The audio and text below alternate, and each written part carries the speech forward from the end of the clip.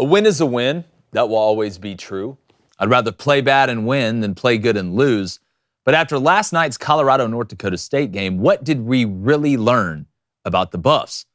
Well, I think the main thing we learned is that at least right now, they're eerily similar to last year's team. Yes, they made more moves in the transfer portal than anybody in college football to shore up the line of scrimmage mostly, but they still look deficient, especially when you look at some of the teams they're going to have to play down the road. They're going to be much better up front. No disrespect to North Dakota State. It's a daggum good football team. The defensive line didn't look like what Warren Sapp had said, and all the eyes of the secondary were more undisciplined than Blaine at the Playboy Mansion. Now, on the bright side, they are more deadly at the skill position, and that's great, but this isn't 7-on-7. And to win big rings, you've got to be able to move big things on the line of scrimmage. And that still seems to be the fatal flaw of this team. Now, having said that, regardless of your feelings on Prime and Colorado, last night's atmosphere was pure rocket fuel, and it's great for the game. So enjoy being 1-0, Colorado, but if some things don't get better quickly up front, this could be one of the few times that Big X the Plug is performing after the game. Huge Big X the Plug fan here to my left, David Cohn, former Michigan quarterback. Just kidding, he doesn't even know who that is. And it's Friday, so you know who. Come on, play it. This is Dragon. He is Dragon. This is Flaming Dragon. Bowder Sensei. Hey, we're going to give you one. One? One today. No hook? A push is a possibility. A push is a possibility. We're back, boys. Wow. Well, I'm going to try and not do my best Arkansas Pine Bluff to blow it. Impression here. All right, if you don't know, if this is your first time on the show, on Fridays, we're not legally allowed to say my brother's against name. The law. It's against the law here in the studio of law. So we can call him Flaming Dragon. I prefer Flaming, but that's for other purposes. David, when you look at the game last night, Colorado did win. North Dakota State, was able to really move the ball at will. What was your overall thoughts when you got done watching it? If you had to grade their performance, what grade would you give them? I like a lot of what you broke down. We saw a lot of similarities, better on the skill positions like you were talking about, but still some of the same questions in terms of up front or on the defensive side of the ball. My top three takeaways are Travis Hunter is one of the best football players I've ever seen. And it's not just, a superior athlete against lesser competition like the hook route where defenses take a bad angle. Some of the stuff he's doing is impressive if he's against air, right? Now, this play in both ways every single snap of the game, I don't know how sustainable that is. I was shocked that they did that. I can't believe it. I hope this isn't one of those things where we're burning him out in the first, 3 non-conference games. Then we get to the season and you've already blown through everything that he was able to do. I don't know how sustainable this is, but he's doing things that we haven't seen done at the collegiate level. Even Charles Woodson wasn't playing both ways every snap. That's going to keep him in the Heisman Trophy conversation, no matter what their record ends up being. And I'd like to hear whether you guys think he should play wide receiver at the next level. Honestly, we can get to that. 2, Shedeur Sanders is a real deal quarterback. This isn't somebody who's just Deion Sanders' son, who's a great athlete you've stuck at the quarterback position. I was saying this last year, and I feel the need to just reiterate it. He's a real deal quarterback. And all of the things he did that impressed me last year, his decision-making, ability to dissect coverages, man or zone, post-snap reads like that, taking hits right in the mouth, the toughness to deliver balls in the pocket when he's getting hit, all of that was there last year. Now he's built on top of that, and the arm strength is what I really took away yesterday. He made a similar leap to what J.J. McCarthy did in between his sophomore and junior year, and you can just see it right on tape. Yeah. He looks like that. Last year, he wasn't in the Michael Penix Jr. category or even the Caleb Williams category in terms of arm strength. The accuracy was there. His arm strength last night, it looked like it took another leap. And then my third takeaway for North Dakota State, they executed a great game plan. I just didn't really like their game plan. I get it that they're not this A-gap power out of the Maryland eye that they used to be. You want to line up in shotgun and throw it around. Cool, they did a great job, and they almost won the football game.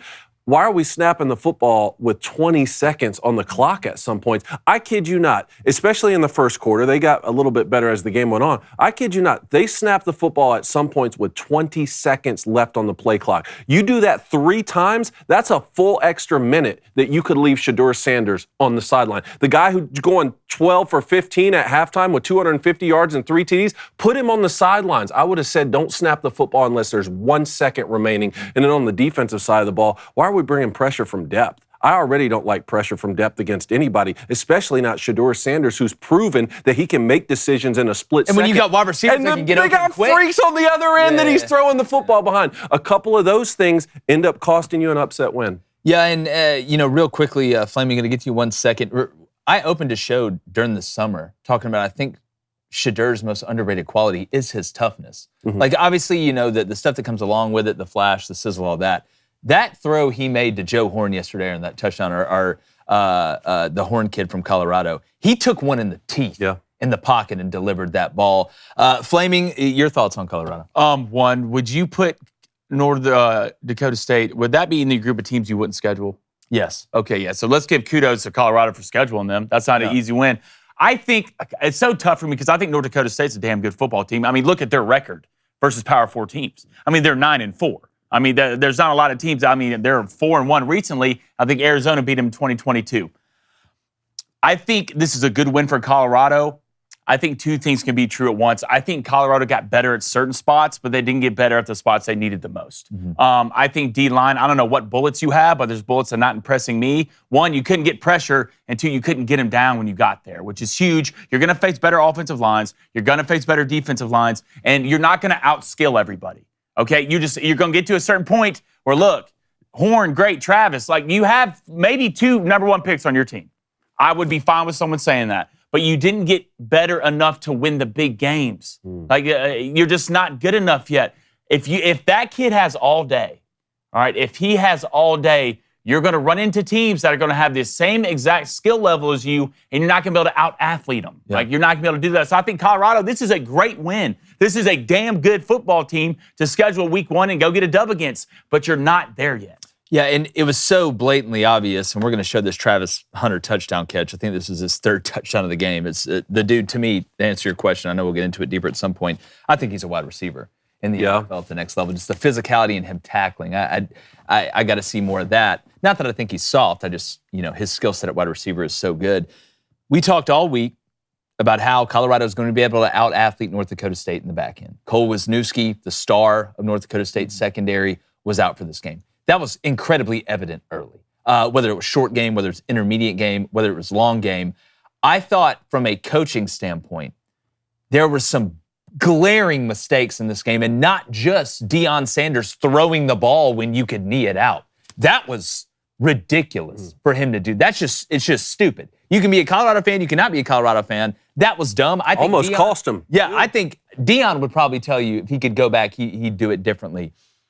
But it seemed to me that Colorado was trying to prove a point instead of just taking advantage of their advantages. Mm-hmm. When they went through that law, they were like, all right, you know what? We know we can throw it at any point in time. We can kick it out there, whatever. We're going to line up and prove to the world that we're good enough up front to run the ball against an FCS team that's got a lot of respect. Well, to me, it's not about me proving anything to anybody else. I am going to call the plays that are going to get our ass in the end zone.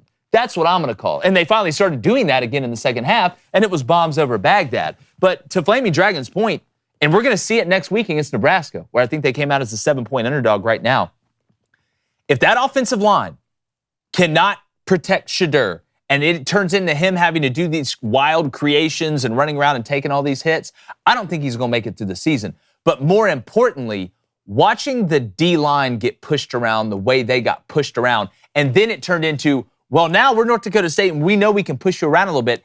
Cade Miller threw for 277 yards, completed 18 of 22 passes. You were undisciplined in the back end. There were busted coverages all over the place. North Dakota State could have ran wheel routes all night out of the backfield. And I didn't with see the tight end. is it just me? I didn't see anything scheme change from defensively from Colorado. I feel like they ran living in man. They ran man. Living in man. Even when the quarterback, think about when you run man and a quarterback breaks the pocket, where are those DBs' heads? Yeah, they're turned. They're turned the other way. Yeah. This guy was breaking the pocket and running the entire game, and they stayed. And that kid can play. He can play. He's like the perfect Cam fit Miller for that. can He's play. like the perfect fit for that, too. Okay, so on your point about when they threw at the end of the game, even though they could have kneeled it out or at least run and kept the clock running, you were saying Colorado, it feels like they know they can just throw it on everybody, and they have this high-flying offense, which it is truly incredible, some of the things they're able to do with Shedur in the skill positions. My question to you guys is there lack of running right now? Is that based on an inability to rush the football better? Which if you want to go bowling, if you want to win 6 games, you're going to have to run the football better than they do. Is that because they have an inability to run the football, or is that because they are trying to get the stats so high for Shedur and Travis Hunter? They're saying, look, we could run it for 3 yards, but why don't we just throw it to Travis Hunter this play? Well, and again, I'm not in the room, so I can just tell you what it looked like to me. Just from a physicality standpoint, they were not pushing North Dakota State off the line of scrimmage. And there were so many times, especially on the interior, where North Dakota's, whether it was the 3-tech, whether it was the shade, whether they lined up in bear, if they got in bear or whatever last night, the ability of North Dakota State's defensive linemen to engage and disengage Colorado's offensive line as easy as they did sometimes in huge run situations. Think about the 4th and 1 they didn't get. Think about the 3rd and 1. Yeah, that's another one. That 4th and 1. Why did we get in shotgun? But see, it's not even that. You should be able to line. If this offensive line is what people think it is, or some, what Colorado fans think it is, you should be able to line up against North Dakota State and get 1 yard on 4th and 1 if you're in the shotgun or not. I don't like it. We talk about it all the time on this show. This Colorado team is same but different, but still same. It's a 4. Hey, at the end of the day, they're what though? They're 1-0. They are 1-0. I said the same thing about SMU. And that's a good win. That's another reason I didn't understand the multiple times that I saw North Dakota State trying to pressure from depth with the safeties. I didn't get it either, Dave. The simple front stunts were getting home. Colorado State, North Dakota State was running just the most simple stunt that you can, and it was getting home to Shedeur. And it wasn't like it was an insert. It wasn't like it was, I'm the linebacker, I'm responsible for the running back in man coverage or whatever. If the running back stays in to protect, I'm going to green dog and go become a blitzer. It wasn't that. No. It was bringing guys who aren't even close to as athletic as Shedeur Sanders from depth, which to me makes no sense on 2 fronts. Like you brought up, if I'm going to go get Shedeur, I am going to line us up on the line of scrimmage, and we're just going to bring more than you can block and make him get rid of the ball, and that way he can't escape, right? But when you bring guys from depth and you're deficient in the back end, you are giving those wide receivers more time to A, recognize the pressure, and then B, to get into whatever route they want. If they want to break something off and Shedeur just throws the hot out there, instead of saying, oh, okay, we're going to bring them up to the line of scrimmage. Here we go, downset hut, snapping the ball, and now they're in your face, and I just got to get rid of it. Maybe they catch the fade for a touchdown. Who knows? But at least you're making him get rid of the ball early. I mean, Shedeur was laughing at those guys, blitzing him, making a miss, and then what does he do? Chuck the ball down the field. Look at the 3rd down play that pretty much iced the game. They had Shedeur locked up in the backfield. He breaks one, rolls left, just throws it up deep. DB didn't get his head around, pass interference, game's basically over. I thought that plan was shocking to me defensively. I'm going to make you get it out now because at least if you do that, Horn doesn't have a chance to run 20 yards down the field and catch it and then make us look like we're running in quicksand. What'd y'all think of this catch here? Is this the it's the Travis Hunter. catch? Play this real quick. They just get it off into the end zone. Disgusting. I didn't even know how he caught it. I thought he dropped this. I'm watching the game. It's pass interference. Yeah, pass interference. I thought, from a referee standpoint, I thought both teams got it. Well, Travis was pushing off the whole game. There was a lot of they were letting him play. The touchdown. But my whole thing is, listen, if you're going to just call it one way, if you're going to let us play on both sides. If you're not, there was even one where they both had hands on each other, and I think they called pass interference on both of them at the same time. I'm fine with that. Just be consistent. It's like we talk about in basketball. But with Travis Hunter, what amazes me about him is not only his ability to change direction, but his hand strength is incredible. Like, he's not a big guy. I don't think he has huge hands. I just think his hands are incredibly strong. I mean, they're showing him in warm-ups. I mean, just catching the ball like it's a grapefruit, like it's a tangerine. Like, his hands are so strong. The ability to pull that ball in with a guy pushing against you, it's like if you've ever played baseball before and you're trying to catch a fly ball, outfielders are, and they run into each other and he kind of hits you or touches you as you're trying to catch the ball. That's what that is. And Travis did that with a football, with one hand. I think he's a receiver in the NFL because of the tackling. And I don't know from a physicality standpoint, because he still looks thin to me. Like, he looks thin. I know Shedeur's gained 12 pounds, but Travis, I think he's going to be an elite wide receiver in the NFL. That's what I think he really is. But I tell you, man, he's fun to watch. And you know what the crazy thing is? I think he makes that catch against Georgia. I think he makes that catch against Bama. He's just like I don't think He's that one was of just the 'cause best it's North athletes Dakota in State. college football, and you can see the connection with him and Shadur. You can tell they've been thrown to each other in a long time, and he has something you can't teach. Hey, Horn's nice too. The now, Horn's though. nice. That new guy they He got had too. 198. That new guy they got too this year. Kind of that scat guy at slot is nasty. Yeah, well, it's funny. Their backs. I thought their backs didn't look great. I know the Offerdahl kid's a great story. He's like out of Aurora, Colorado, or Littleton, Colorado, or something like that. They don't really have an elite back. Even the Hayden kid that transferred in, I don't think he's elite. But I tell you, man, Will Shepherd, Horn, Travis when he's out there, Westrom, they got some cats that can play on the outside. They missed the kid. Who was the kid who transferred to Kansas State? Who went back home to Kansas?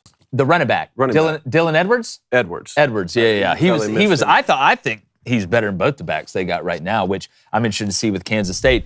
What's up, YouTube? We love you guys, man. Just hit subscribe. We really, really appreciate it. So pumped for football. Got a little taste here recently, but now we get the whole entree soon.